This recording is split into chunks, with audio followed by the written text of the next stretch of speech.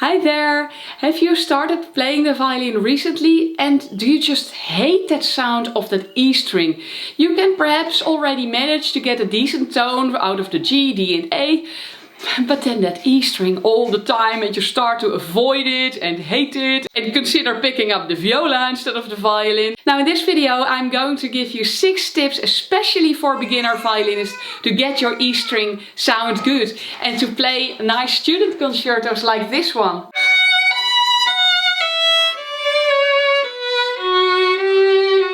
Now the first tip is to wipe the rosin off your strings with a dry cloth.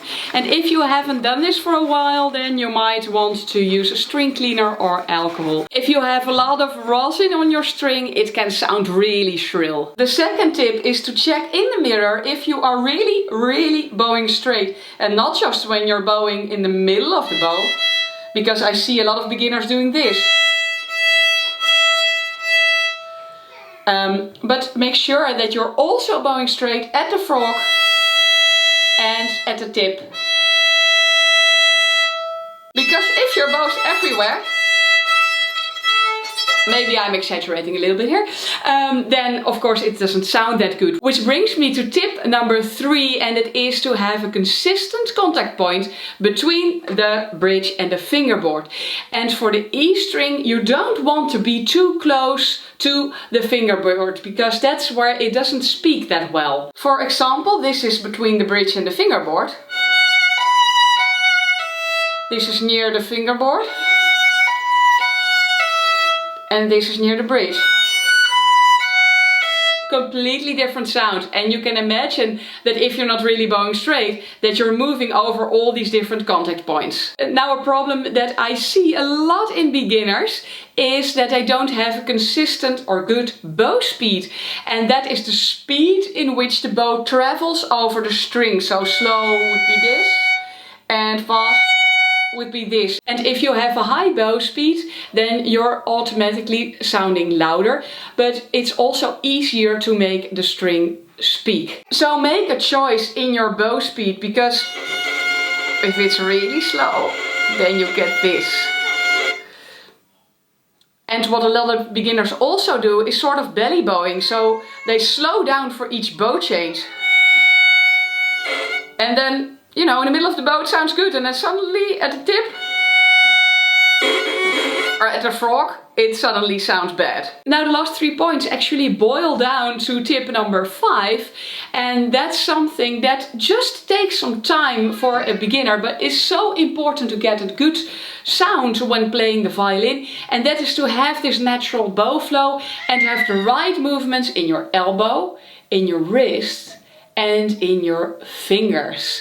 And if you want a good warm-up exercise that just costs you 5 minutes a day, then I've got this video for you in which you learn that exact finger action, and it will make a big difference for your sound and bowing. Because if you're doing that, then it's possible to bow straight.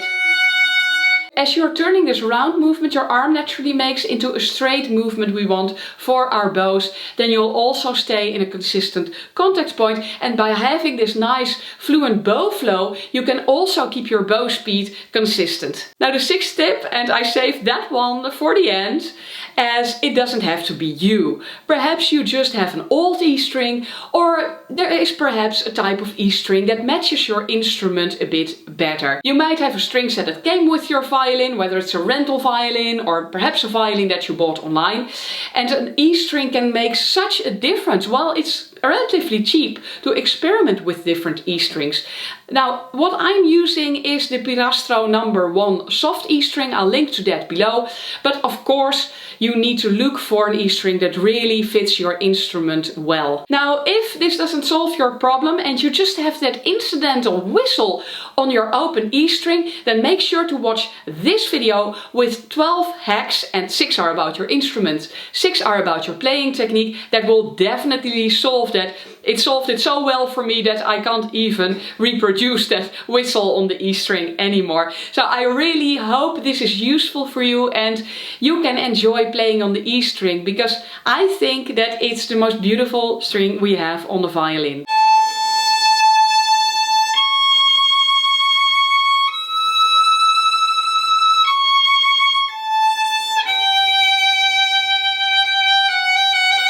Now, if this video has been helpful for you, then please let me know in the comments which tip was most helpful. That helps me create future videos for you. Now, thanks for watching this video. I hope to see you in another lesson. Please subscribe to my channel and turn on notifications to know when my new lesson is up, and that's at least once a week. Thanks for watching. Bye bye.